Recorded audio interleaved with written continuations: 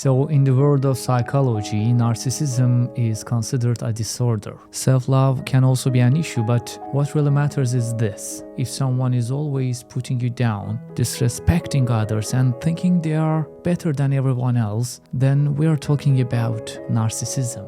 It's when you love yourself way too much and want to make others feel small. So like if someone is always criticizing you and never seems to like anything you do, it can really mess with your self-confidence, And it's like arguing with them is totally pointless because no matter what you do, they are gonna find something to criticize. And the worst part is, when they make a mistake, they never admit it. But when you mess up, they are quick to point it out. It's like they can talk all they want, but you can't deal with that kind of negativity. So what can you do? Honestly, the best thing is to set some boundaries and maybe keep those kinds of people out of your life. So there's this really cool scientific study about this topic by a university, and the doctor who did this study is named Thomas Gilovich. According to his findings, when the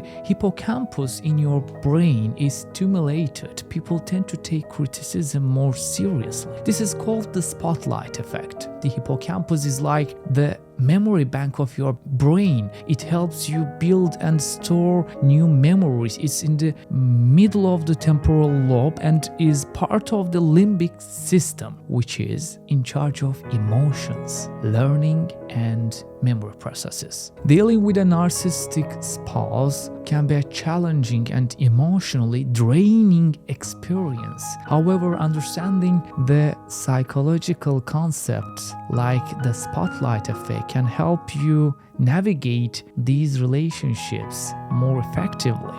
The spotlight effect is when a person is in a group and that person attracts an excessive amount of attention and everyone focuses on that person. For example, if someone is a close relative of yours, such as your spouse, mother-in-law, brother or sister, and you criticize them in a group, that person will attract everyone's attention and be affected. The spotlight effect causes people to take criticism more seriously in this situation. The significance of this study lies in its ability to help us understand how people respond to feedback. Embracing feedback is crucial for personal growth and education. However, being overly sensitive to feedback can also be harmful. Therefore, it's important to recognize the spotlight effect and evaluate feedback appropriately. When a person criticizes themselves or someone else criticizes them, if hippocampal stimulation is at a certain level, these criticisms can have more impact.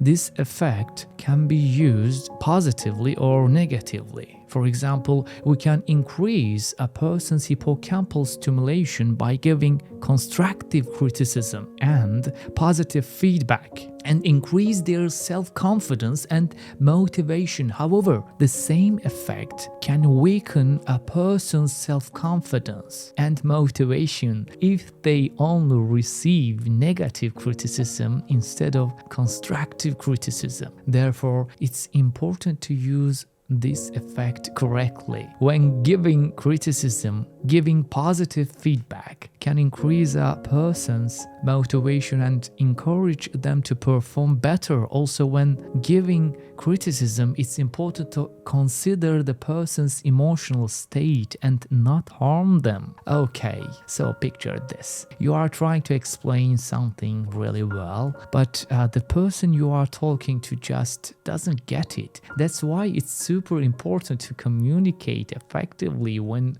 you are explaining things. And if someone's had a lot of negative feedback in the past, they might not believe in themselves, right? So it's key to use only positive language and give them some approval to help them feel better.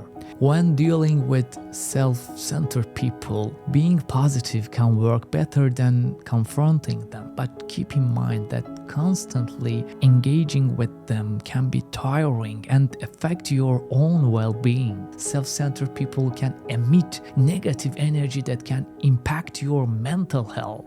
So while it's important to be positive, it's also important to set boundaries and limit your exposure to their behavior. My friend, some people exhibit strange behaviors, and in some cases they boast or love themselves excessive, and many people can fall under this spotlight effect unconsciously. For example, during a conversation among women about cleaning, some women may immediately start boasting about how clean they are. This effect can be used in different ways, and we'll explain more about it over time. You need to understand that instead of fighting with self-centered people, you should approve of them positively. In short, avoid trying to change your spouse. Remember that you cannot change your spouse's narcissistic behavior. Focus on your own growth and well-being instead. Fighting only makes you tired.